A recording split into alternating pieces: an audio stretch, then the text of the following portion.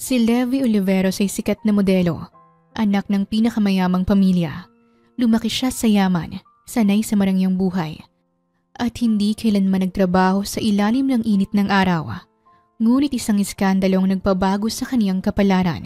Bilang parusa, pinadala siya ng pamilya niya sa probinsya. Doon niya nakilala ang isang lalaki na seryoso, masungit at hindi natuwa sa kaniyang presensya. Sa unang pagkikita pa nila sa bus, nairita na ito sa kaniyang kadaldalan at kaartihan. Lalo pang tumindi ang tensyon nang malamang siya pala ang bagong namamahala sa hasyenda. At ang unang impresyon niya kay Levi, isang pabigat, isang prinsesang walang alam sa buhay probinsya. Pero paano kung sa araw-araw nilang bangayan, may isang lihim na unti-unting mabubunyag? Paano kung ang lalaking kinaiinisan din ni Levi ay may balak palang paghigantihan ng pamilya niya? At paano kung sa kabila ng lahat ng away at hindi pagkakasundo, may isang bagay silang hindi kayang labanan, ang nararamdaman nila para sa isa't isa? Mauuwi ba sa pag-ibig ang alitan o mas pipiliin nilang manatili sa kanilang galit at paghihiganti?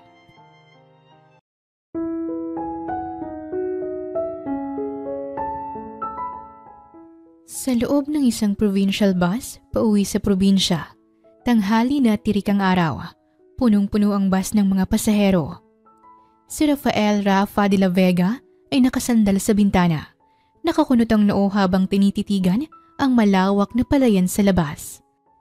2 oras na siyang nasa biyahe at sa loob ng 2 oras na yon, hindi pa rin tumitigil ang babaeng pasahero na nasa kabilang aisle sa kakadaldal. Sobrang init na sa loob at pati yata ulo niya ay umiinit dahil sa babaeng ito. Si Levi Oliveros ang babaeng walang kapagurang magsalita, na parang may podcast na walang pause button. Nag-iisang prinsesa ni Lavender at Cadence, isang Oliveros na maarte. Pinadala ng mga ito si Levi sa probinsya upang matuto sa simpleng buhay at maging independent. Pinapaypayan niya ang sarili gamit ang mga kamay niya. Grabe! It's so mainit! As in, sobra! Like, bakit parang oven dito sa bus? Di ba may aircon dito? Or like, decoration lang siya? Tumingala siya para tingnan ang tinutukoy. Sinamaan pa ng tingin na ani mo isa iyong kalaban. Sana decoration ka na rin. Mahinang bulong ni Rafa. At saka bakit ang bagal ng takbo? I swear, if I walk from Manila to the province, baka mas nauna pa ako sa destination ko. Like, Kuya Driver, are we driving or are we floating? Maarting saad niya habang pinapaikot ang mga mata. Wala siyang pake kung rinig siya ng driver. Pero si Rafa, ramdam na ramdam ang second-hand embarrassment. Ngumuso si Levi. Kasalanan ng mga magulang niya yon. Kung bakit ba kasi pinasakay siya ng bus kung pwede naman siyang ihatid ng kotse. Kasama niya ang isang kasambahay nila pero wala naman itong nagawa sa pagrereklamo niya. Tumutulong na lang sa pagpapaypay sa kanya. Oh my gosh! And then, there's this weird smell. Alam mo yung parang halo ng pawis, prito at konting asim? Manang Karen! Saad niya sa kasambahay. Suminghot-singhot siya, tapos biglang lumingon sa katabing matandang lalaki. Kuya, amoy mo ba yun? Baka naman ako lang. Nakita ni Rafa kung paano nanlaki ang mga mata ng matanda bago tumalikod palayo kay Levi, na tila nagdadasal na wag siyang kausapin ito. Napabuntong hininga na lang ang kasambahay nito. Diyos ko, wag mong ipagdasal yan kuya. Mas lalo kang lalapitan. Bulong niya ulit. Pero parang may sixth sense si Levi dahil bigla siyang lumingon kay Rafa. Mabuti na lang at pumikit ito bago pa lumingon si Levi. Uy, ikaw kuya, tulog ka ba? Kasi if yes, grabe naman ang talent mo. How do you sleep through this heat? Teach me your ways. Napilitang idilat ni Rafa ang isang mata at tingnan ito. Mahirap na, baka lalo itong magingay. Actually oo, natutulog ako. Masarap sana kung hindi may isang. Tumingin siya kay Levi, tsaka nagkibit balikat. Maingay. Natigilan si Levi, pero isang segundo lang tsaka ito muling nagsalita. Totoong kanina pa niya napapansin ng lalaki. Pagpasok pa lang niya ng bus, ay naagaw na nito agad ang atensyon niya. Ayaw niya lang kausapin o lapitan agad. Hindi siya ganung babae na gumagawa ng first move. Lalaki ang dapat na gumagawa nun sa kanya. Maarting napatakip siya ng bibig. Oh my gosh! Is that me? As in ako yung maingay? Hala, why didn't you tell me sooner? Napangiwi siya pagkatapos. Alright, hindi tayo close, but now that we're talking, let's be friends. Tinitigan lang siya ni Rafa. Deadma. Nilagyan ito ng earphone ang magkabilang tenga para hindi marinig ang boses niya. Pas. Iniwas pa niyang paningin sa kanya. Napakunot noo siya. Ay, you're so mean to me. Akala ko naman magiging friend na kita. Biglang umalog ang bus. Titigil at biglang aandar. Si Levi, sa upo niya nakahawak habang si Rafa ay hawak ang siko ni Levi. Hindi alam ni Rafa kung bakit mabilis niyang hinawakan ang babae para hindi ito sumubsob. Automatikong kumilos ang kamay niya patungo sa siko nito. Binawi niya ang siko, tsaka ito tinaasan ng kilay. Oops, hawak-hawak ka dyan. Baka mahulog ka sa charm ko niyan, kuya. I don't crash back, okay? Dibdibin mo na lang muna yan. Pigil ang kilig na hinawi pa niyang buhok. Binitawan agad ni Rafa ang siko ni Levi. Mas gusto ko pang mahulog sa bangin kesa mahulog sa'yo. Natawa si Levi pero mukhang hindi siya na-offend doon. Ayos lang kasi alam naman niyang may crush talaga ito sa kanya at tinatago lang nito. Hindi alam ni Rafa kung paano pero ilang minuto pa lang ang lumipas, nakuha na niyang makinig sa kwento ni Levi tungkol sa buong buhay nito. At hindi niya napansin na hawak na lang niya ang earphones at wala na yun sa tenga niya. So basically, I decided na mag-move on sa province kasi gusto kong mag-start fresh. You know, change of scenery, slow life, vibes. Pero ang totoo ay pinatapon talaga siya doon ng magulang niya at ayaw niyang sabihin yun sa lalaki. Mukha kang ang mabagal. Lalong humaba ang nguso niya. Grabe ka naman as in, ang mean mo ha. Pero fine, sige. I'll let that slide kasi baka yun lang talaga ang kaya mong sabihin. I forgive you. Pinakita pa niyang magagandang ngipin niya dito. Sa lahat ng pwedeng ipamana ng daddy cadence niya, ay yung pagiging madaldal talaga nito ang nakuha niya. At nakuha naman ang pagiging maarte sa mami niya. Wala man lang magandang pinamana ang mga ito maliban sa ganda niya. Hindi naman ako humihingi ng tawad. Pero parang wala lang yun kay Levi. Mas lalo niya itong hinarap. Ikaw, what is your kwento? Ba't ka pupunta sa probinsya? Tsaka lang natahimik si Rafa. Sa unang pagkakataon, walang lumabas na sarcastic remark mula sa bibig niya. Bumuntong hininga ito, tsaka siya tinalikuran.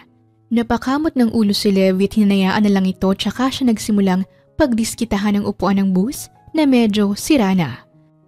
Biglang bumagal ang bus nila. Sumilip ang ilang pasahero sa bintana. Anong nangyayari, Manong? Tanong ni Rafa sabay tayo. Nagtayuan ang iba pa. Si Levi ay sumilip din sa bintana at nanlaki ang mga mata. Oh my gosh! Is that a cow in the road? That's so cute! Mahinang tili niya. May isang malaking baka na nakahiga sa gitna ng kalsada. Chill lang, parang may existential crisis. Ngayon lang talaga siya personal na nakakita ng baka. Kuya driver, talk to the cow please. Malay mo may pinagdadaanan lang siya. Turo niya doon sa baka na ayaw talagang umalis kahit anong gawin ng mga tao. May mga lokal na lumapit para subukang itaboy ang baka, pero ayaw nitong gumalaw. Tumayo si Levi at lumapit sa driver. Kuya, gusto mo ba akong subukan? Maybe I have cow whispering powers. Nagkatinginan ng mga pasahero. Mabuti na lang at hindi man lang siya ng mga ito pinagsabihan dahil sa ingay niya dahil mukhang natutuwa pa yata ang mga ito sa kanya. Si Rafa ay napailing na lang. Diyos ko, wag na. Baka lalo tayong may stranded. Kunot noon niyang tiningnan ang dalaga. Pero mas mabilis si Levi kesa sa common sense. Bumaba siya ng bus at lumapit sa baka. Hello, cow. I feel you. Minsan gusto ko rin lang humiga at magpahinga sa gitna ng daan. Pero hindi ako pwede kasi bawal daw. Bulong niya habang hinihimas-himas ang ulo nito. Pero ikaw, pwede naman. Just maybe move a little? Kahit dare lang oh. Sabay turo sa damuhan. Nagulat ang lahat nang biglang tumayo ang baka at dahan-dahang lumakad papalayo. Kung saan ang tinuro niya. Naghihiyawan ang mga pasahero pagbalik niya. Aba, ang galing mo iha. Natatawang saad ng driver. Masayang nagbow siya tsaka ngumisi. Thank you. Gifted po ako. Nang makalapit kay Rafa ay inirapan niya ito. I told you, I have cow-whispering powers. Ako lang yan, nag-iisa. Pinalipad niya ang buhok tsaka bumalik sa pwesto niya. Napatingin si Rafa sa kanya at sa unang pagkakataon, napangiti ito kahit konti lang. Napahugot ng malalim na hininga si Rafa nang tumigil ang sinasakyang bus. Nilingon niya ang babae kanina at nagulat na nakitang wala na ito doon. Nasaan na yun? Bumaba na ba siya kanina? Mahinang tanong niya. Pagkababa ni Rafael mula sa bus, ay agad siyang dumiretso sa bahay na nirentahan niya pansamantala. 1 linggo lang siya doon, tsaka siya lilipat sa mansyon ng mga Oliveros dahil yun ang utos sa kanya.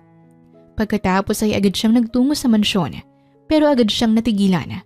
Napakunot ang noo, tsaka dahan-dahang tiningnan kung tama nga ba ang nakikita niya. Dahil sa harapan mismo ng ingranding mansyon ng Hacienda Oliveros, may isang babae. Ang babaeng maingay sa bus, nakapamewang, suot na ang isang eleganting beige dress at mukhang naguutos sa ilang katulong na bitbitin ng napakaraming designer luggage. Hindi to pwede. Hindi siya pwede. Pabulong niyang saad. Pero hindi nagbibiro ang tadhana. Ang babae na kanina lang ay walang tigil sa reklamo tungkol sa init, bagal ng bus at amoy ng pawis, ngayon ay nasa harap niya. Hindi bilang simpleng pasahero, kundi bilang isang anak ng isa sa may-ari ng hacienda.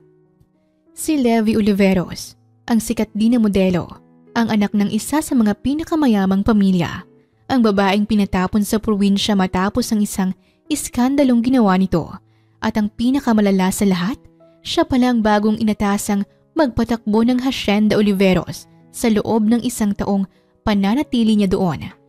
Bago pa makaalis si Rafa, lumingon si Levi at nagtagpo ang kanilang mga mata. Oh my gosh! Napa-O-shape ang bibig niya at halos manlaki ang mata. Sa loob ng 3 segundo, tahimik lang siya. Pero sa ika-4 na segundo, nakangiting tinuro niya si Rafa. You! Ang mean guy sa bus! Wait! Don't tell me! Sabay turo sa paligid. Ikaw rin ang new farm manager? Oh my gosh! Ano to? Destiny? Drama series? Small world? Pinikit ni Rafa ang kaniyang mga mata. Huminga ng malalim para pakalmahin ang sarili. Lord, ito ba talagang challenge na ibibigay mo sa buhay ko? Bulong nito. Pero bago pa siya makasagot, isang matandang lalaki ang lumapit sa kanila. Si Tatay Ernesto, ang tagapangalaga ng buong hacienda habang walang mga Oliveros. Ito ang nagpapanatiling maayos ng buong Hacienda Oliveros. Agad nitong nakita si Rafa. Ngumiti ito. Rafa, iho, tamang-tama ang dating mo. Gusto kitang ipakilala kay Ma'am Levi Oliveros, anak ng isa sa may-ari nitong hacienda. Ngayon ay si Ma'am nang namamahala dito. Tinuro siya nito. Si Ma'am. Inangat ni Levi ang kamay para patigilin ito sa pagsasalita. No need, Tay Ernesto. Nagkakilala na kami. As in, ang saya ng meet cute namin sa bus. Hindi siya cute. Mabilis na sagot ni Rafa. Nakapamewang na tiningnan niya ito. Grabe naman tong farm boy natin, ang sungit pa rin. Napataas ang kilay ni Tatay Ernesto pero hindi niya napinansin ang asara ng dalawa. Napangiti na lang ito. Rafa, iho, ikaw nang bahala sa mga lupain at ani sa sakahan bukas. Isama mo raw si Ma'am Levi, sabi ni Sir Cadence. Alam mo na ang gagawin doon, hindi ba? Aalis ako bukas at may pupuntahan lang. Si Ma'am Levi, huwag mong pababayaan doon pero hanggat maaari, huwag kang mag-atubiling ipagawa sa kanyang mga dapat gawin. Utos yun ng daddy niya. But Tay, manunood lang ako tomorrow. The next day na lang ako mag-start. Para kay Rafa, ang huling sinabi nitong yon ay parang isang matinding suntok sa kaluluwa niya. Bakit kailangan pang sumama ng maingay na to? Mukhang maaga palang bukas, sira na ang araw niya. Inis na saad niya sa isip. Pero sa isiping ipapagawa niya ang mga yun sa dalaga, ay ginanahan siya. Oh, technically, boss namin yan. Tumango si Tatay Ernesto, kaya bumagsak ang balikat ni Rafa. Ngumuso naman si Levi nang makitang reaksyong yun ni Rafa. Habang tinitingnan ni Rafa ang hacienda, si Levi naman ay abala sa kanyang sariling monolog. Araw-araw naman siyang may nasasabi. Kinabukasan ay tanghali na nang magising si Levi. Hindi siya excited na pumunta sa sakahan dahil makikita lang naman niya doon si Rafa. Tumingin siya sa malawak na taniman. Okay, so this is it. May hacienda era. May Ann Curtis Campanerang Cuba moment. Lumingon siya kay Rafa. Hoy, farm boy, anong una kong gagawin? Napatingin si Rafa sa kanya. Hindi sigurado kung seryoso ba ito o nagbibiro lang. Anong gagawin? Akala ko ba manunood ka lang? No ma'am, stay there in the hut. Turo niya sa bahay kubo na malapit lang din doon. Umiling-iling siya. No. Gusto kong maganyan din. Bilis farm boy, turuan mo na ako. Napabuntong hininga si Rafa. First, wag mo kong tawaging farm boy. Napataas naman ang kilay niya. Anong gusto mong itawag ko sa'yo? Agriculture daddy? I don't know your name kaya. Napakapit si Rafa sa dibdib niya. Tila nalaglag ang kaluluwa. Bahagyang umawang pa ang labi. Halos matawa naman sa inis si Rafa. Rafael de la Vega. Nagkibit balikat siya, ngunit natatawa na rin. Fine. So ano na? Ang una mong gagawin? Matutong gumising ng maaga. Hindi ito city life na pwede kang magpuyat tapos magising ng tanghali. Seryosong saad niya. Napatigil si Levi, kunot noong tiningnan ito. Wait, are you saying wala nang late night K-drama marathons dito? Bumuntong hininga siya. Wala man lang bar dito? I want to go to a party. Kung gusto mong magising sa gitna ng palayan, kasi tinapon ka ng mga tao dito, go ahead. Tiningnan lang siya ni Levi bago tumalikod at bumuntong hininga. Wala talagang kwentang kausap ang lalaki. Kung hindi niya lang ito gusto, ay baka kanina niya pa ito pinaalis. Okay Levi, kaya mo to. 1 taon lang to. Pampakalma niya sa sarili. Nilibot niya ang lugar hanggang sa bumaling siya kay Rafa. So anong schedule natin every week? Nandito ba tayo araw-araw? Tumaas ang kilay ni Rafa matapos siyang ngiwian. 4:30. Everyday. Walang trabaho ng Saturday and Sunday. Muntik nang mahulog ang mga panga niya. 4:30? As in 4:30? In the morning? Kalmadong tumango si Rafa. Gustong mapangiti sa naging reaksyon niya. Oo, may training ka sa farm. Bakit pa kasi niya sinabing kailangan niyang matuto sa farm? Pero kahit hindi niya sabihin, ay si Tatay Ernesto pa rin palang magsasabi dahil utos yun ng ama. Hindi to gawain ng model, ng magandang tulad ko. Life is so unfair. Pabuntong hiningang bulong niya. Nag-cross arms pa siya nang tingnan ng binata. Okay, kayang-kaya. Ang sabi ng daddy niya kapag nakikita nitong nagbabago siya kahit hindi pa 1 taon, ay ibabalik siya nito sa Manila.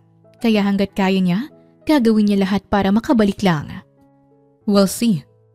Mukhang nagpipigil itong tumawa. Pero ang totoo, alam ni Rafa, wala pang 3 araw, siguradong may ipopost itong dramatic Instagram story na may caption na City Girl Lost in the Province, Send Help.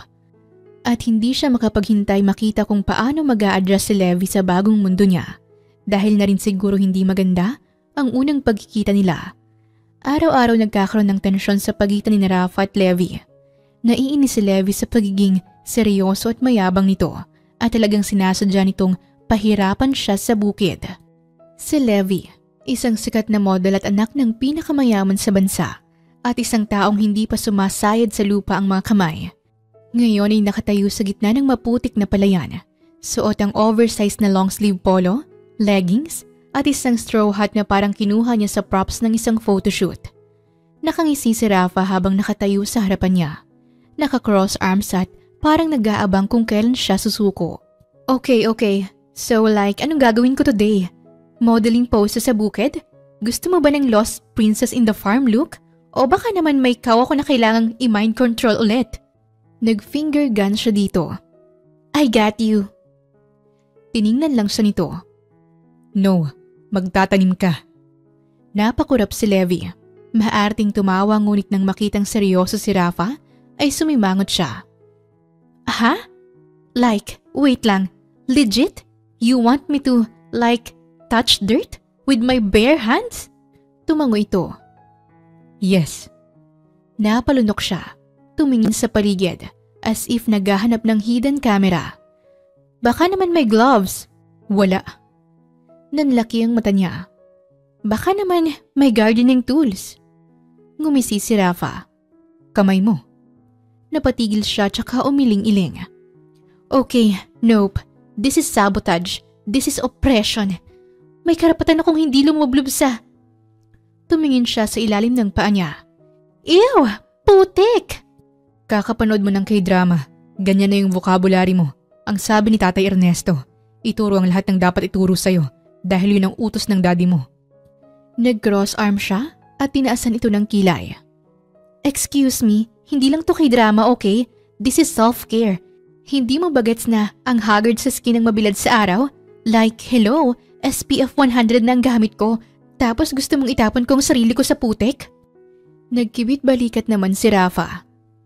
Ikaw ang bagong boss dito. Kung gusto mong patunayan na kaya mo, simulan mo na. Tumingin ito sa iba pang magsasakang naroon. Lahat kami nagtatrabaho. Kung ayaw mo, umuwi ka na lang sa mansyon. Hindi ko na kasalanan kung madadagdagan ng taon pa ang pananatili mo rito. Napanganga si Levi. Ang mayabang, ang sungit, ang sakit ng head ko dahil sa kanya. Bulong niya sa sarili. Pero hindi siya magpapatalo. Huminga siya ng malalim, lumuhod sa lupa. Naiiyak pa siya pero hindi niya yon ipinahalata at sinubukang isalpak ang mga kamay sa putik. Hindi pa lumilipas ang 5 minuto pero parang 1 oras na ang pakiramdam ni Levi. Habang nagtatanim, madrama siyang bumuntong hininga. Oh my gosh, I swear I will sue someone for this. Baka ako mismo. Inis na bulong niya. Lumapit si Rafa at tiningnan ang ginagawa niya. Napakunot ang noo nito. Ano yan? Inis na tumingala siya dito. Kanina pa siya nagpipigil ng inis. Obviously, I'm planting. Di ba yan ang sabi mo? Tumingin ito sa tinatanim niya. Tsaka tumawa. Bakit parang nakaburol yung tanim mo? Napatingin si Levi sa ginawa niya. At tama nga si Rafa. Ang tanim niya ay mukhang may sariling sementeryo. May lupang sobra sa ibabaw at parang hindi na makahinga ang tinanim niya. Napangiwi tuloy siya. Artistic expression? Magsasaka tayo, hindi sculptor. Ulitin mo. Napatirik na lang ang mga mata ni Levi pero sinubukan ulit niya. Pero this time, parang mas pangit pang itsura ng pagtatanim niya. Sinamaan niya ng tingin ang tinatanim. Bumuntong hininga siya ulit. Okay, question. Can I like to hire someone to do this for me? Kasi honestly, feeling ko this is not my calling. Tumawa ng mahina si Rafa dahil sa sinabi niya. Ikaw ang boss, pero kung hindi ka marunong sa trabaho ng mga tauhan mo, paano mo sila patatakbuhin? Nagtaas siya ng 1 daliri. Leadership skills. Nagtaas din ng 1 daliri si Rafa. Mas inaasar siya. Hindi niya alam ngunit gustong-gusto niyang nakikita na naiinis ito dahil sa mga sagot at pagsusungit niya dito. Basic farming skills. Galit na nag-cross arms sa Levi. May Google naman. Hindi talaga ito nagpapatalo. Ikaw talagang biggest challenge ko dito. Kung ayaw mo umuwi ka na, mas bumabagal ang trabaho namin dahil sa ginagawa mo. Saad nito, napatingin siya dito, kunwaring sinapo ang puso. Rude, but also accurate. And excuse me, mabilis akong kumilos. Makalipas ang 1 oras, sobrang pagod na si Levi. Literal na nararamdaman niya ang pawis sa buong katawan at hindi niya napansin ang dumi sa mukha niya. Habol ang hiningang tumigil siya. Hindi niya pinansin ang pamumula ng balat niya. I need water or an aircon or a new life. Ang unfair lang para sa kanya dahil si Rafa, fresh pa rin kahit pawisan na. Dumagdag pa ang pagiging moreno nito. Tuloy ay hindi niya mapigilang mapatulala. Nakangisi si Rafa nang makita ang reaksyon niya. Kaya mo pa. Tumingin siya dito, sumimangot na tinataasan pa ng kilay. Hindi ako susuko, hindi ako magpapatalo sa'yo. Kahit. Napahawak siya sa tuhod dahil sa paghihingal niya. Kahit parang magpe-faint na ako. Biglang may inabot si Rafa sa kanya, ang 1 bote ng malamig na tubig na hindi niya alam kung saan ito kinuha. Bumuntong hininga itong tiningnan ng itsura niya. Uminom ka na. Nagulat si Levi pero kinuha niya rin. Tinitigan niya ito habang umiinom. Do you care about me na? Ngumiti pa siya ng nakakaloko. Kinuha ni Rafa ang panyo at pinunasan ng pawis niya. Natigilan pa siya ngunit hindi naman ito pinigilan. Kagat ang labing nakatingin lang siya dito. Hindi. Ayoko lang masisi kung bigla kang himatayin dito. Kung hindi mo na kaya, pwede kang umuwi na. Mahinang saad pa nito. Kumunot ang noo niya at sinimangutan ito. Rude again. Simula noon ay araw-araw na silang nagbabangayan. Walang isang gustong magpatalo.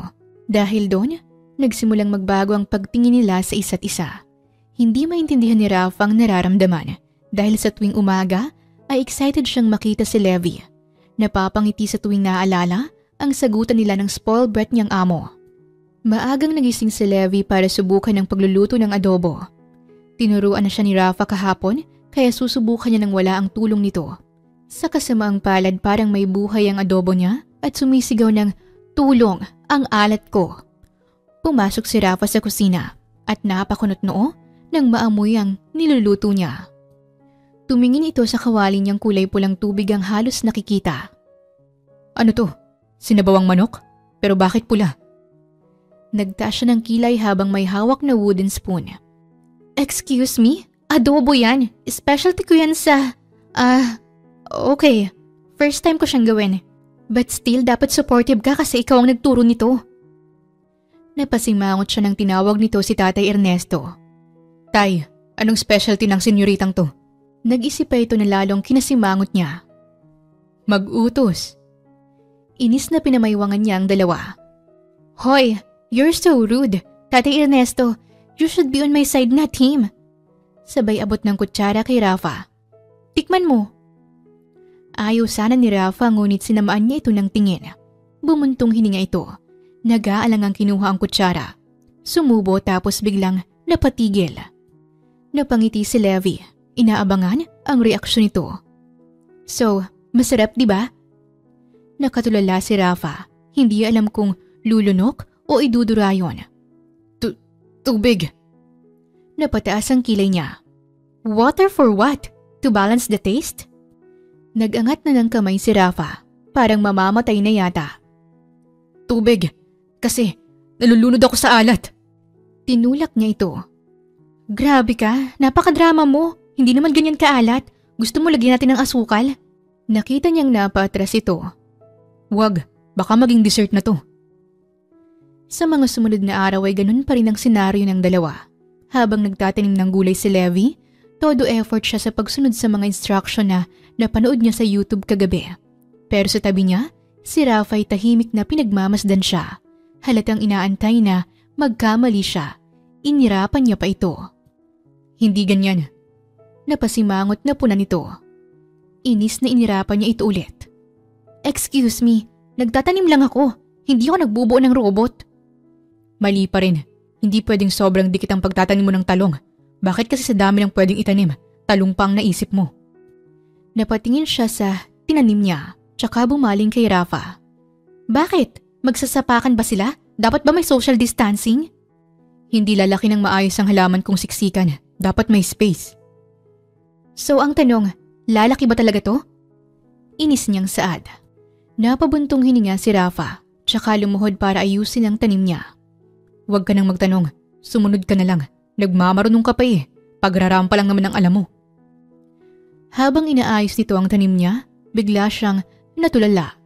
Ngayon niya lang napansin na ang lapit ng mukha ni Rafa sa kanya at ang pawisan pero makinis nitong balat ay malaya niyang nakikita. Wow!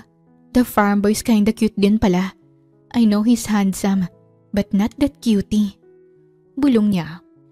Tumingala si Rafa at nahuli siyang nakatitig. Ano? Nagulat naman siya at agad na umubo. Wala. Sabi ko lang ang pangit ng pagtatanim mo. It's not that perfect. How dare you ruin my tinatanim?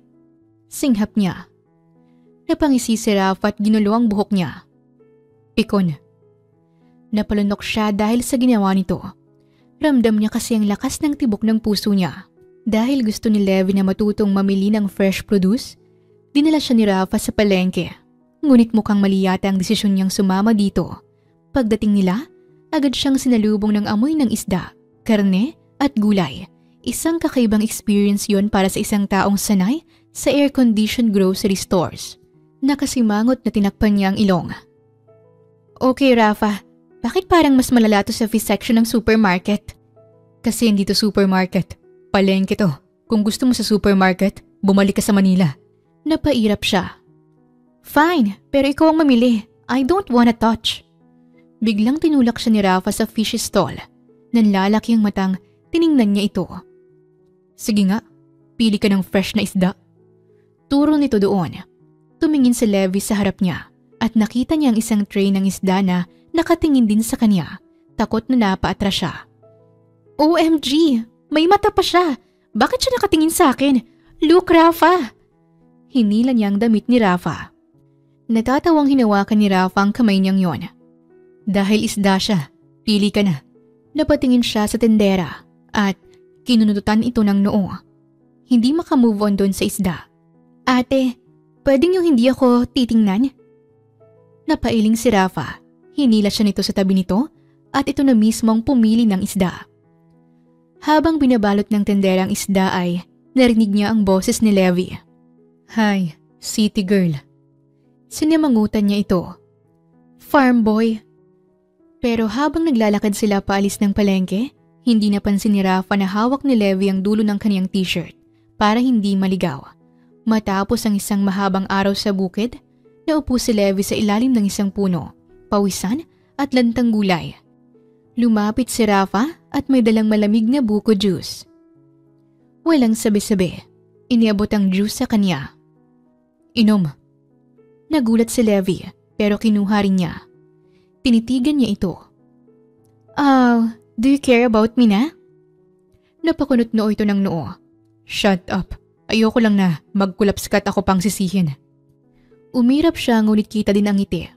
Iyon ang laging dahilan nito. Sure, sasabihin ko kay Tatay Ernesto na concerned ka sa akin. Tumingin ito sa malayo. Kita ang pag-aalangan ni Rafa. Kaya bumuntong hininga pa ito. May sinabi ito na hindi niya narinig. Ha? What? Wala. Tumayo si Rafa at niyuko siya. Gumising ka ng maaga bukas. Baka matuto ka ng maging tunay na hasyendera. Habang tinitingnan ni Levi ang papalayong si Rafa, napangiti siya. Gusto tuloy niyang pabalikin si Rafa para titigan lang. Hay, cute nga. Simula noon ay mas lalong nagkalapit ang dalawa kahit laging nagbabangayan. Lumipat na din si Rafa sa mansyon. Isang gabi, kakarating lang ni Rafa sa mansyon matapos ang mahabang araw sa bukid. Didiretso sana ito sa kwarto nito nang biglang sumulpot si Levi sa harap nito. Nakapajama na at mukhang may gagawing hindi maganda. Nakangiti siya dito habang hawak ang remote ng TV. Hoy, Mr. Farmboy, since nandito ka na sa mansyon, you have no excuse. Manood tayo ng movie. Napakunot noo siya. Movie? Anong movie? Ayoko. Sumimangot siya. Uy, don't be such a KJ ha. Horror movie to, pero promise, hindi ako matatakot. Actually, ikaw nga dapat ang matakot kasi baka sumigaw ako sa tenga mo. Tsaka siya bumungis-ngis dito. Napailing na naglakad siya palayo. Pas, ayoko kitang kasama. Sumugod siya sa harapan nito. Hinawakan pa ang kamay nito. No. Hindi ka pwedeng tumanggi. Dito ka na nakatira. So house rule ko to. Bawal ang KJ. Kailangan mo akong samahan, period. Hila-hila niya pa ang kamay nito. Napabuntong hininga siya. Walang nagawa. Fine, ang kulit mo. Umupo sa couch si Rafa. Pero halatang wala itong gana. Nagsimula ng pelikula. Tahimik lang si Rafa. Samantalang si Levi ay abala sa pagkain ng popcorn. Minsan niya nang sinubuan si Rafa na kinain naman ang bawat pagsubo niya. Maya-maya, nagsimula ng scary part doon. Biglang napaatras si Levi, sabay yakap ng throw pillow sa tabi niya. Okay, medyo nakakatakot nga. Bulong niya. Tumaas ang sulok ng labi ni Rafa. Naaaliw sa bawat reaksyon niya. Tuloy ay nasa dalaga ng buong atensyon niya at wala na sa pinapanood. Akala ko ba hindi ka natatakot? Ngumuso siya at inirapan ito. Excuse me, hindi ako takot. Mas nagulat lang ako, okay? Hindi pa man, Natatapos ang pag-uusap nila, biglang lumabas ang isang jump scare sa screen. Napatalon siya at napasigaw dahil sa takot. Oh my God! Daddy! Mommy! Sabay kapit kay Rafa. Natulala si Rafa. Nakasandal si Levi sa kanya. Sobrang lapit ng mukha nito sa dibdib niya. Halos yakapin na nga siya. Hindi ka takot ha? Natigilan siya. Mabilis na bumitiw dito. Nagkunwaring kalmado. Hindi nga. Nadulas lang ako. Ang dulas ng couch eh. Natatawa na lang si Rafa. Hinayaan niya ito kung ano ang gagawin nito sa kanya. Hindi siya nagreklamo kapag hahawak o yayakap man ito sa kanya. Nagpatuloy sila sa panunood pero hindi pa tapos si Levi sa kakulitan niya. Sa sobrang likot niya sa sofa, naiinis na si Rafa. Sumimangot siya sa dalaga. Simula nang makakita ito ng teddy bear, ayun na ang yakap niya. Doon na ito yung mayakap o kumakapit kapag natatakot. Kaya sobrang naiinis siya. Tigil-tigilan mo ang kakaikot dyan kung ayaw mong maupo sa kandungan ko. Tumingin siya dito ng nakangiti. Ayoko eh, gusto ko comfy. Sa isang mabilis na pagkilos, biglang hinila ni Rafa si Levi paupo sa kandungan niya. Nanlalaki ang matang nilingon niya ito. Hoy! Ano to? Sinubukan niyang magpumiglas, ngunit sobrang lakas nito. Ngumisi ito at mahigpit na hinawakan ang bewang niya. Ayan, para hindi ka na lumikot dyan. Nahihilo ako sa'yo. Namumula ang mukha niya. Pilit pa rin nagpupumiglas sa hawak nito. Let me go, you farm boy! Hinila siya nito pero lalong dumikit siya sa katawan nito. Nope, dito ka lang sa akin. Sa ganung posisyon sila nanonood. Si Levi nasa kandungan ni Rafa habang ang braso nito ay nakapulupot sa kanya. Wala siyang choice kundi ang manatili sa kandungan nito. Hindi naman kasi siya bibitawan nito. Hindi nagtagal na wala ang ilangan. Tahimik silang nanood hanggang sa unti-unting naging komportable si Levi sa pwesto niya. Naramdaman ni Rafa ang pag-relax niya sa bisig niya, kaya napangiti siya. Sa kalagitnaan ng palabas, biglang may lumabas na romantic scene sa pelikula. Hindi napigilan ni Levi na mapatitig sa screen. Uy, ang sweet naman nila. Pero horror tong pinapanood namin ha. Bulong niya. Lumingon siya kay Rafa, pero nahuli niyang nakatitig ito sa kanya. Nagtagpo ang kanilang mga mata. Tahimik. Biglang bumagal ang bawat segundo. Naramdaman ni Levi ang mabilis na tibok ng puso niya habang unti-unting lumalapit ang mukha ni Rafa. Ngunit bago pa man magtuloy ang halikan, ay pareho silang natigilan. May ungol mula sa pelikula, kaya mabilis silang napalingon dito. Pareho silang napakurap. Nanlalaki ang mga mata niya. Hoy, ano yan? Bakit may ganyan? Napamura siya. Dinampot ang remote para i-mute ang TV. Ano ba naman yan? Hinawakan pa ni Rafa ang ulo ni Levi upang iiwas doon. Biglang natawa si Levi.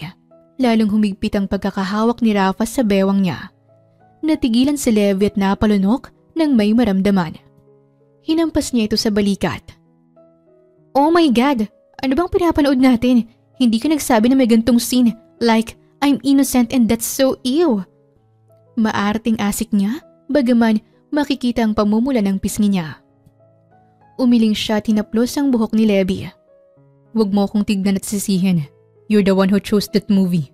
Nagkatinginan silang muli, pero sa pagkakataong ito, hindi na nila iniiwas ang mga mata nila. Mabagal, tila hindi na nila kayang pigilan ng sandali. At bago pa man sila magdalawang isip, hinila ni Rafa si Levi palapit lalo sa kanya. Nagpang-abot ang kanilang mga labi sa isang magaan na halik. Mabagal, mainit, at punong-puno ng emosyon na matagal nilang iniiwasan. Sa gabing yon, sa tahimik na sala ng mansyon, hindi lang pelikulang natapos, kundi pati ang pagtanggi nila sa nararamdaman nila sa isa't isa. Sinaluhan nila ang halik na para bang huling halik na nila yon sa isa't isa. Lumipas ang mga buwan at pinipilit pa rin ni Levi na patunayan ang sarili sa pamamagitan ng pag-aaral ng pamamahala sa lupa. Tumulong sa mga gawain doon. Dahil doon ay mas naging malapit sila ni Rafa. Sa kabila noon, nahihirapan si Rafa na matanggap na unti-unti niyang hinahangaan ng babaeng dating kinaiinisan niya. Ngunit alam niyang hindi niya kayang pigilan pa yon, lalo na't alam niyang minamahal na din siya ni Levi. Ang tigas talaga ng ulo. Pailing-iling na saad niya nang mag-walkout si Levi sa opisina nito sa mansyon. Nakipagtalo na naman kasi ito sa kanya at bigla itong napikon sa kanya. Kaya habang abala si Rafa sa pag-aayos ng mga dokumento sa opisina, biglang may nagpadala sa kanya ng isang link. Ang kapatid niya. Isang video compilation. Puro si Levi. Mga clip ng iba't ibang lalaki na umiiyak. Nagrereklamo at sinasabing niloko raw sila ni Levi Oliveros. Napakunot noo siya tsaka binuksan ang video. Ano to? Sa screen, isang lalaking may black eye ang nagsasalita. Mukhang wala talaga itong tulog. Si Levi, pinaglaruan lang ako niyan. Akala ko seryoso siya. Pero iniwan niya lang ako sa harap ng kondo niya. Ni hindi man lang ako pinakyat. Sumunod ang isa pang lalaki. She used me. Ang sakit bro. As in, ang sakit. Akala ko, ako lang ang mahal niya. Pero 3 pala kami. Sa dulo ng video, may headline na nakasulat. Levi Oliveros, Playgirl ng Manila. Napangisi si Rafa. Hindi siya sigurado kung matatawa o maiinis. Nagkataon na pumasok muli si Levi sa opisina niya. Bitbit ang isang tasa ng kape at kalmado na ito. Nakangiti na ito. May Mr. Farmboy, gusto mo nang... Napansin niya ang pagiging seryoso ng mukha ni Rafa. Hala, bakit ganyan ang itsura mo? Parang nakakita ka ng multo o baka nagagandahan ka lang sa akin. Tumingin siya sa dalaga. Pinakita ang phone dito. Gusto mong mag-explain? Tumingin si Levi sa screen tsaka bumuntong hininga. Wala ba talaga itong alam sa kanya? Napataas ang kilay niya. Oh, so nalaman mo na pala. Congrats! Ikaw na lang yata ang last person on earth na hindi alam yan. Nilapag niya ang tasa sa mesa niya. Nagpatuloy siya sa pagtitig kay Levi. Talagang sumimangot pa. Totoo ba to? Umupo siya sa harap ng desk at hindi man lang iniwas ang tingin dito. Well, depende kung anong totoo para sa'yo. Inis na tumaas ang kilay niya. Niloko mo talaga sila? Ayaw niyang maging tonong disappointed pero yun ang nararamdaman niya. Malakas siyang tumawa. Technically, yes. Tsaka siya nagkibit balikat. Pero kung ang ibig mong sabihin ay ginamit ko sila for fun? No, I'm not like that. Hindi ito nagsalita. Nakatingin lang sa kanya si Rafa. Nakikinig sa sasabihin niya. Naglakad ito patungo sa sopa matapos siyang hilahin paupo sa hita nito. Sumandal na lang siya dito habang nakapalibot sa bewang niya ang braso nito. Huminga siya ng malalim. Listen, lahat ng yan, they deserve it. Lahat sila, babaero. Lahat sila may niloko ring babae. Ginamit nila ako? Fine. Pero hindi ako nagpaapi. Binaliktad ko lang ang laro. I play fair. Walang mali doon. Hindi sumagot si Rafa. Hindi alam kung anong sasabihin o i-react sa sinabi ni Levi. Kung tingin mo, isa akong masamang tao dahil doon? Pinigilan niya ito at ngumiti ng bahagya. I don't. They deserve that. Napatigil si Levi. Nilingon niya ito. Tinulungan naman siya ni Rafa para makaupo siya paharap dito. Hinawakan niyang pisngin ito. Wait, what? Nakangiting umiiling-iling siya. I don't think you're a bad person, babe. Tinaasan niya ito ng kilay. Wait. So hindi ka galit? Akala ko galit ka. Tumawa siya ng mahina. Bakit ako magagalit? Kung totoo ang sinasabi mo. Kung lahat ng niloko mo ay manluloko rin, then I don't see the problem. Napakurap si Levi. Maya-maya ay lihim na napangiwi. Nakita iyon ni Rafa at napangiti din lalo. Naramdaman ni Levi ang paghaplos nito sa bewang niya na siyang nagbigay sa kanya ng kiliti. Teka lang, hindi ako sanay sa ganitong reaksyon. Pabulong na saad niya. Nakangiting pinisil niya ang bewang ni Levi. Napalunok siya nang maramdaman ang pagliyad nito. Bumuntong hininga siya. Ano bang in-expect mo? Naiiwasan kita? Na hindi kita kakausapin? Yeah. You should do that, right? Because nalaman mo yung ginawa ko to your kalahi. Natawa siya. Hinawakan niyang baba nito. Pinagkatitigan nito. Sorry to disappoint you. But no, walang ganong mangyayari. Parang tumigil ang mundo ni Levi nang lapatan ng halik ni Rafa ang gilid ng labi niya. At doon niya napagtanto, wala nang atrasan to. Si Rafael de la Vega, ang farm boy na crush at kinaiinisan niya dati, ay hindi lang basta-bastang lalaki. Ito ang lalaking hindi siya huhusgahan at sa kauna-unahang pagkakataon, natakot si Levi. Dahil baka ito na nga ang lalaking magpapabago ng tuluyan sa isang Levi Oliveros. Matapos ang nangyaring yun sa kanila, inamin ni Rafa ang nararamdaman nito. Hindi siya makapaniwala na kasintahan niya na ito. Sa mga naging karelasyon niya, doon niya nasabing seryoso na talaga siya. Dahil alam niyang hindi katulad ng mga dating karelasyon niya si Rafa. Iba ito. Alam at ramdam niya na seryoso din ito sa kanya. What happened to him kaya? Mahinang tanong niya. Madaling araw na pero gising pa rin si Levi. Hindi siya mapakali.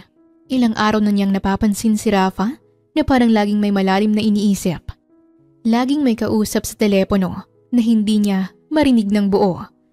At bilang isang natural na chismosa, investigative queen, hindi siya makatiis. Kaya heto siya ngayon, nakapasok sa kwarto ni Rafa. Naghalughog ng gamit nito habang mahigpit na nakapikit ang isang mata dahil nagigilty siya kahit papano. Levi, anong ginagawa mo? Is this even legal? Bulong niya, pero hindi niya mapigilan. Kapag may hindi siya alam, kailangan niyang malaman. Binuksan niya ang isang drawer at may nakita siyang lumang envelope.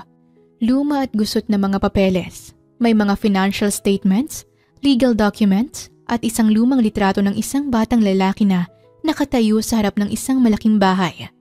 Tumingin si Levi sa paligid bago binasa ang isang papel. De la Vega Corporation? Foreclosure notice? Wait, what? Napakunot ang noo niya. Ano tong mga to? Pero bago pa niya masagot ang tanong niya, biglang bumukas ang pinto. Anong ginagawa mo dyan? Matalim ang boses na tanong niya. Gulat na napalingon si Levi at muntik nang matumba dahil sa biglaang paglingon niya. Kinakabahan siya pero nagkunwaring kalmado. Oh my gosh babe, you scared me. Dumiretso ang tingin niya sa mga papel na hawak ni Levi. You shouldn't be touching that. Tumingin siya dito. Nakataas pa ang kilay. Okay. I know I invaded your privacy pero bakit may mga documents ka about a foreclosure? And sino tong batang to? Pinakita niyang litrato dito. Nagkatinginan sila. Ilang segundong katahimikan ang namayani hanggang sa lumapit si Rafa at marahang kinuha ang papel mula sa kamay niya. That boy is me. Natigilan si Levi. Nagsalubong ang kilay niya. Niyuko ang litrato. Napalunok siya habang nakatingin dito. Wait, what? Tumingin siya sa dalaga at saka bumuntong hininga. De la Vega Corporation. Pagmamay-ari yan ng pamilya ko noon. Isa yung successful na negosyo. Pero isang araw, nalugi kami. Ipinagbili ang bahay namin, ang lupa namin, at ang inakala ng pamilya ko. Huminto siya sandali. Ay kasalanan yun ng pamilya mo.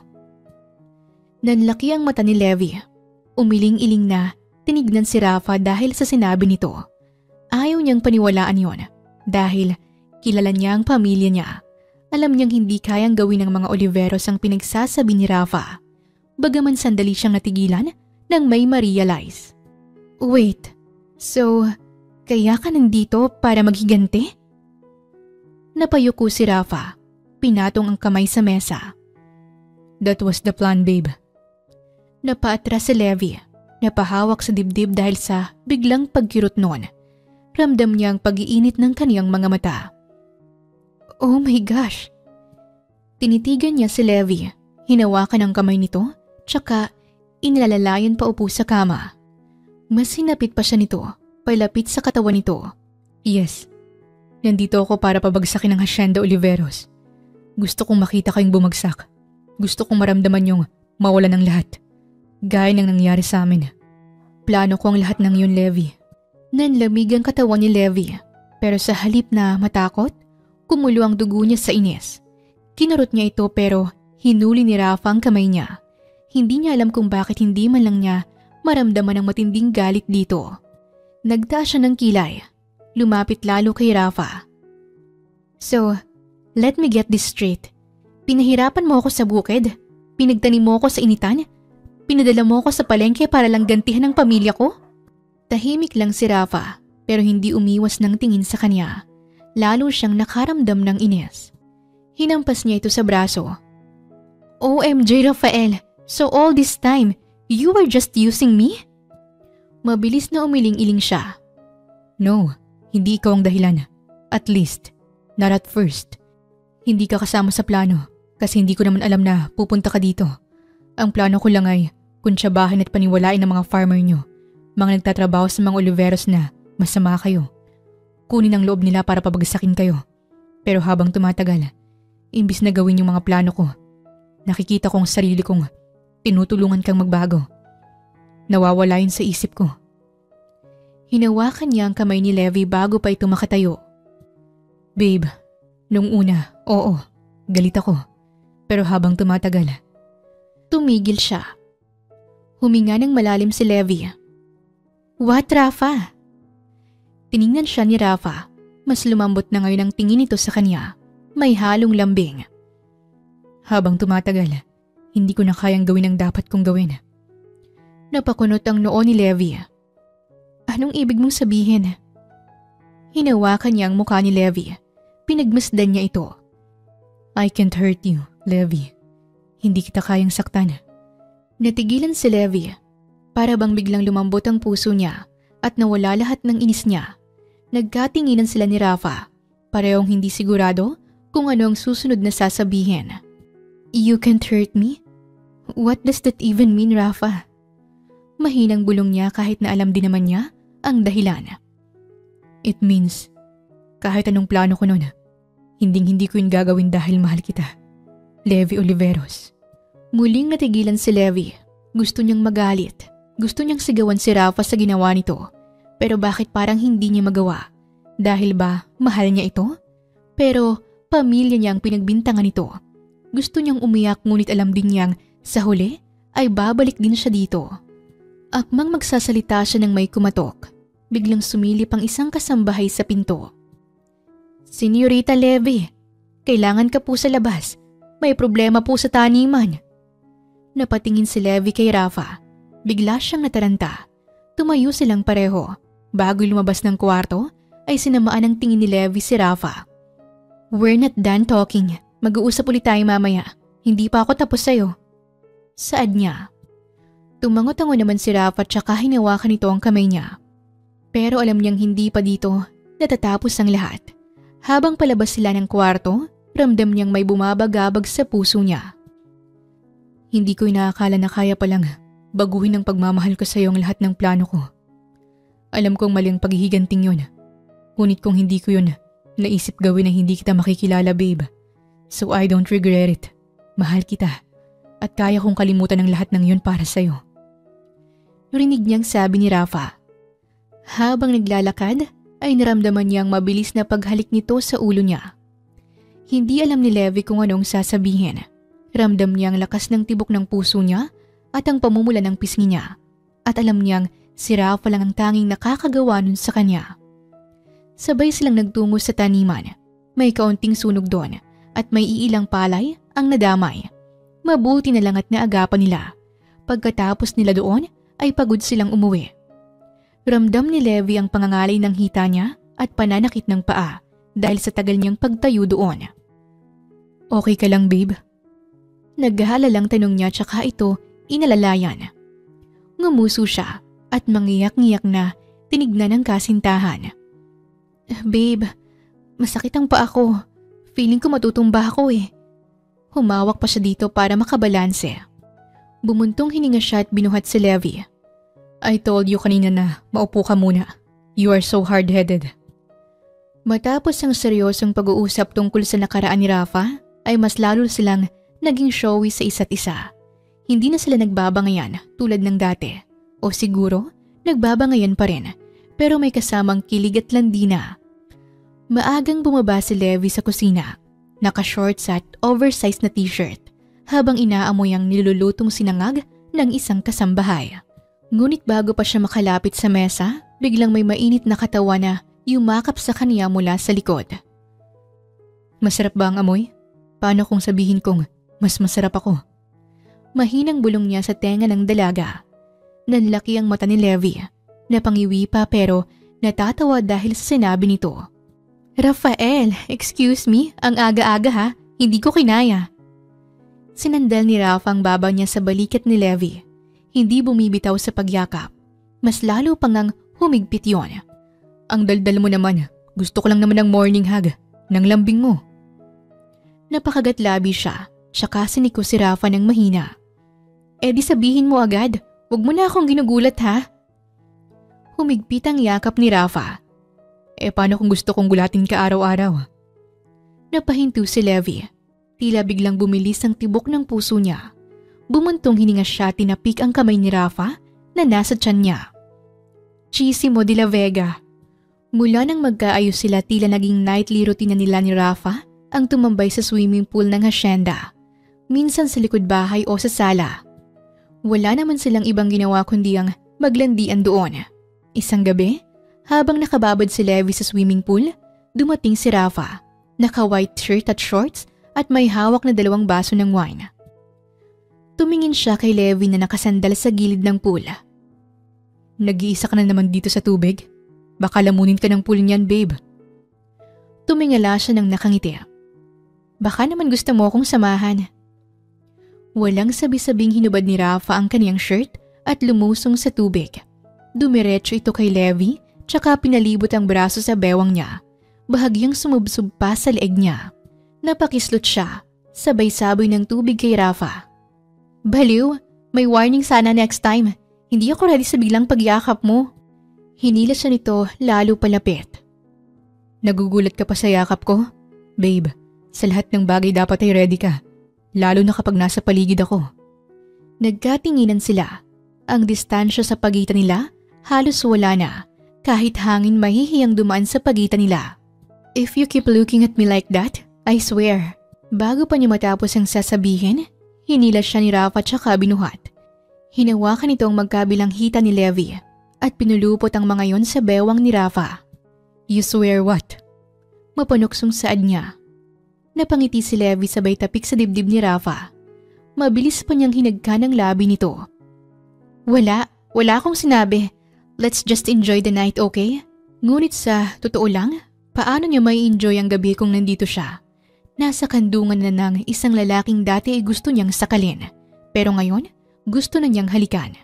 At tila nabasa ni Rafa ang iniisip niya dahil unti-unti nitong inilapit ang muka sa kanya. Sa ilalim ng buwan, sa gitna ng katahimikan ng hasyenda, tila wala nang natitirang distansya sa pagitan nila. Lumipas ang mga buwan at panahon. Kahit saan sa hasyenda, parang magnet sila. Sa kusina, sa taniman, sa swimming pool. Walang araw na hindi sila naglalambingan o naglalandian. Pero kahit anong lapit nila sa isa't isa, may isang bagay na hindi pa nila nagagawa. Ang ipaalam sa pamilya Oliveros ang tungkol sa kanila. Kada linggo bumibisita ang pamilya ni Levi para kamustahin siya. Pero hindi pa sila umaamin ni Rafa. Hanggang isang araw, habang magkasama silang kumakain sa gazebo ng hasyenda, bigla na lang nagsalita si Levi. Rafa, I think it's time na ipakilala kita sa pamilya ko. Napatingin si Rafa sa kanya, tila hindi makapaniwala. Sigurado ka na ba? I mean, ready ka na bang ipaalam sa kanila na tayo na? Tumawa siya sabay kurot sa tagiliran ni Rafa. Excuse me, ikaw ang dapat maging ready. Alam mo namang sobrang protective ng mga pinsan at mga tito ko. Like super. Baka ipatawag ka pa sa isang interrogation room tapos ilawan ng spotlight. Napangiwi siya. Ganun ba sila ka-strict? Umirap siya nang makita ang reaksyon nito. Babe, you have no idea. Akala mo mafia family ang mga yon. So, good luck. Imbis na pala kasi ng loob ni Rafa ay mas tinakot pa nga niya ito. Kahit si Levi kasi ay hindi alam kung ano ang magiging reaksyon ng pamilya. Dumating ang araw na yon. Sa mansyon ng mga Oliveros, nakatayo sila. Si Levi habang hawak ang kamay ni Rafa na kahit sanay sa seryosong usapan ay mukhang kinakabahan. Isa-isang pumasok sa dining hall ang mga lalaking Oliveros, ang mga pinsan ni Levi. Tila hindi lang sila basta dumating pero may kasamang masasamang tingin kay Rafa. Okay, now I get it. Parang gusto na nilang itapon ako sa asyenda at ibaon sa lupa. Bulong niya. Pigilang tawang lumapit siya sa kasintahan. Sabi ko sa iyo, hindi ba? Umupo sila sa hapagkainan. Tahimik lang si Rafa habang nakatutok ang tingin ng mga pinsan at ibang pamilya ni Levi sa kanya. Hanggang sa nagsalita si Cadence, ang daddy ni Levi. So, Rafael, right? Ano bang intensyon mo sa anak ko? Tumaas ang kilay ng mga tito ni Levi habang nakatingin sa daddy ng kasintahan. Tumango-tango ang iba. Sumeryoso naman si Rafa. Tumingin sa kanila ng diretsyo. Kahit kinakabahan, ay nilakasan niya ang loob. Mahal ko po si Levi. Nagsimula ng magbulungan ang magkakapatid na Oliveros. Napangiti si Levi pero ang sunod na sinabi ng Tito Cloud niya ang nagpahinto sa kanya. At kung sasaktan mo siya, lagot ka sa amin. Biglang tumikim si Rafa pero hindi siya natinag. Hindi ko po siya sasaktan. Pero may isang bagay akong gustong sabihin po sa inyo. Ayokong ito ang maging dahilan para masira kami ni Levi. Napatingin si Levi kay Rafa. Hindi niya ine-expect na ngayon ito magsasalita tungkol sa nakaraan niya. Bumuntong hininga siya at hinawakan ang kamay ni Rafa. Alam ko pong hindi ito ang tamang lugar pero gusto kong sabihin ang totoo. Dati, nagalit po ako sa mga Oliveros dahil nawala ang negosyo ng pamilya namin at inakala namin kayo ang may kagagawan. Walang paligoy-ligoy na saad niya. Nagpalitan ng tingin ang pamilya ni Levi pero tahimik lang silang nakikinig. Dahil sa galit na yun, nagdesisyon akong magtrabaho sa asyenda para hanapan kayo ng kasalanan o siraan kayo sa mga magsasaka. Pero habang tumatagal, nagbabago ang plano ko. Binago ako ng pagmamahal ni Levi. At higit sa lahat, hindi ko din po kayang saktan si Levi. Dahil siya nang naging mundo ko, simula nang mahalin ko siya. Nagtagpo ang mata nila ni Levi. Hindi niya alam kung ano ang mararamdaman. Lalo na't hindi niya inaasahan ang pag-aamin nito sa pamilya niya. Pero bago pa siya makapagsalita, nagsalita ang daddy Cadence niya. De la Vega, hindi ba? Kaya pamilyar ang apelyido mo. Anak ka ni Sebastian at Karina. Kung yan ang iniisip mo nun, naiintindihan ko. Pero gusto ko lang linawin. Hindi ang pamilya namin ang dahilan ng pagkalugi ng negosyo ninyo dahil hindi namin gawain ang bagay na yan. Napatingin si Rafa sa mga ito. Bahagyang natigilan pa. Umunat si Tito Midnight niya at tinitigan si Rafa. Matagal na kami nag-iimbestiga tungkol dyan at nalaman naming ibang tao ang may kagagawan. May nag-set up noon sa pamilya mo pero hindi ito galing sa amin. Your dad and Cadence is a business partner. Wala sa bokabularyo naming mga Oliveros ang traidor. Seryosong saad niya. Nagpalitan ng tingin si Rafa at Levi. Nagkibit balikat si Levi. Nasabi na niya yon kay Rafa. I told you, mabubuti ang pamilya ko. Mukha lang siyang baliw pero mapagkakatiwalaan sila. Mahinang saad niya. Tahimik lang si Rafa bago huminga ng malalim. Hinaplos nito ang hita niya matapos siyang ngitian. Sa totoo lang, kahit hindi ko pa alam ang buong katotohanan, matagal ko nang binitawan ang galit na yon dahil kay Levi. Sandaling katahimikan ng namayani. Tumingin si Cadence sa kanyang mga kapatid bago tumango. Kung ganon, wala kaming magiging problema. Pero tandaan mo, Rafael de la Vega, isa lang ang bili namin. Ano po yun, sir? Sabay-sabay na nagsalita ang magkakapatid na Oliveros na siyang mga tito ni Levi at tiningnan ng seryoso si Rafa. Huwag mong sasaktan ang bunsong babae ng mga Oliveros. Napangiti si Levi, tsaka mahigpit na hinawakan ang kamay ni Rafa. Mangiyak-ngiyak niyang tiningnan ang mga tito. Tumayo siya at niyakap ang mga ito isa-isa. Nagpasalamat sa mga ito. Nang makabalik sa pwesto, ay niyakap din siya ni Rafa. Sabay na napaubo ang mga Oliveros. Natatawang humiwalay si Levi. Ayan, okay na. Now that's settled. Can we please eat? Gutom na ako. Tiningnan ni Levi ang mga ito na masayang nakipag-usap kay Rafa habang kumakain. Nakikipagtawanan sa mga ito. Mukhang tanggap na nga nila si Rafa. At si Rafa naman ay sobrang saya. Alam niyang hindi lang niya nakuha ang tiwala ng pamilya ni Levi. Nakuha rin niya ang puso nito. Nang buo at walang pag-aalinlangan. Doon nagstay sila Levi at Rafa Kaya kinabukasan ay hinila siya ng mga pinsan niya palayo kay Rafa. Sa garden ng bahay nila, nakaupo sa gazebo si Levi kasama ang 4 niyang maarting babaeng pinsan. Sina Sky, Lyra, Katana at Danny Rose. At ang 2 niyang boy cast na sina Cloudy na bunsong kapatid ni Lyra at si Timothy.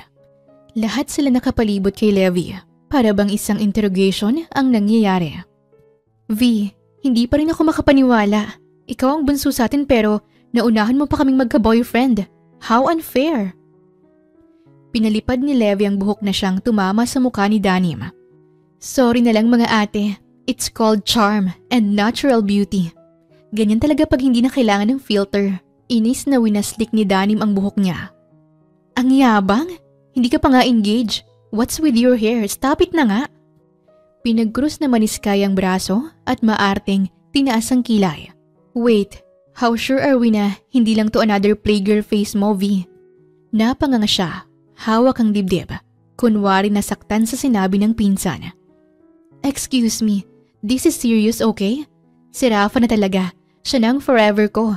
I feel it na talaga. Nakangiting sabi niya, sumandal sa balikat ng pinsan niyang si Timothy na agad siyang inakbayan. Babangasan ko yun kapag sinaktan ka. I feel he's so masungit to other girl. While nasa hapag-as kanina, never siyang sumulyap sa aming mga girls. Like his eyes is palaging nasayo sa mga daddy at mami lang natin. He's really umiiwas na tingnan kami. Like really?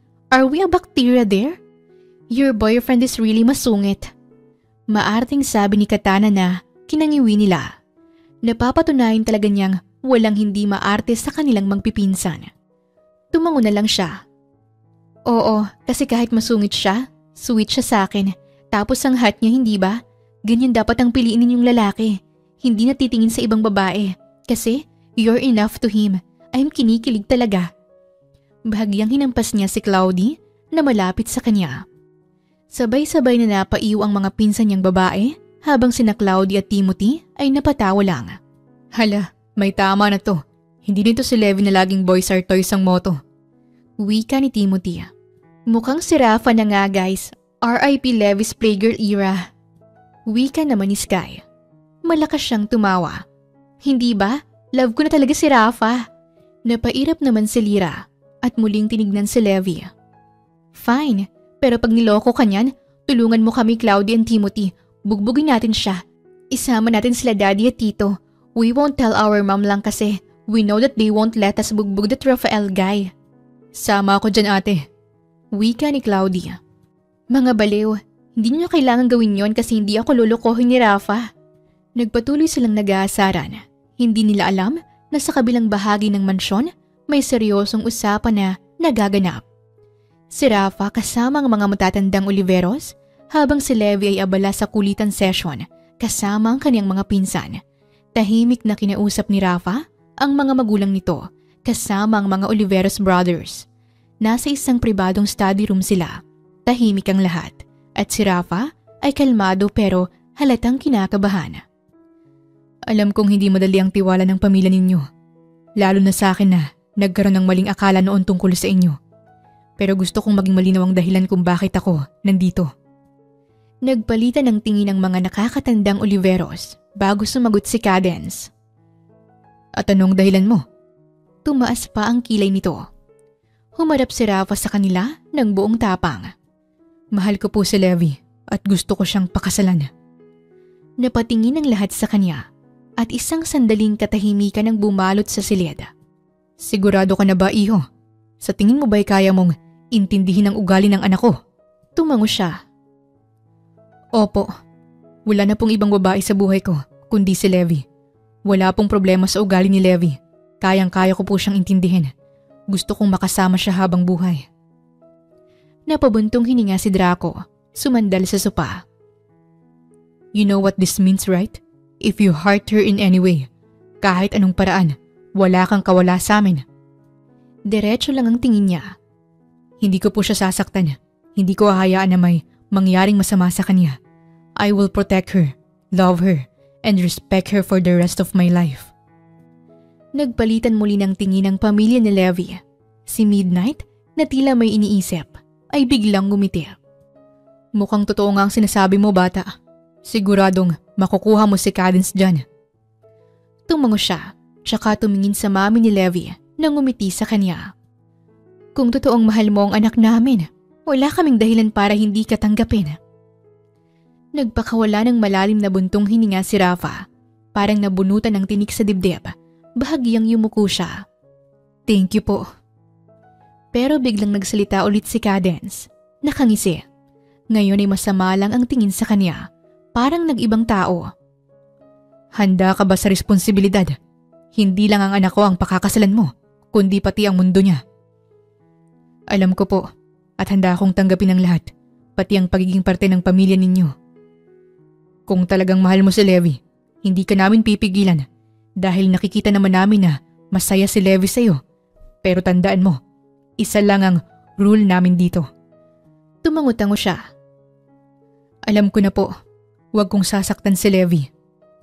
Ngumiti ng bahagya si Cadence kahit na ayaw niyang ipakasal si Levi dahil nag-iisang prinsesa niya ito ay wala siyang magawa. Masaya ang anak niya sa lalaking ito. Ayaw niyang hadlangan ang kaligayahan nito. Tama. We will give you our blessing to marry our daughter, Rafael de la Vega. Sa oras na yon, nakita ng mga Oliveros ang pagtulo ng luha sa mata ni Rafa. Doon nila napatunay na talagang mahal ng lalaking ito ang bunsong babae ng mga Oliveros. Talagang pinaghandaan ni Rafa ang pagpupropose kay Levi.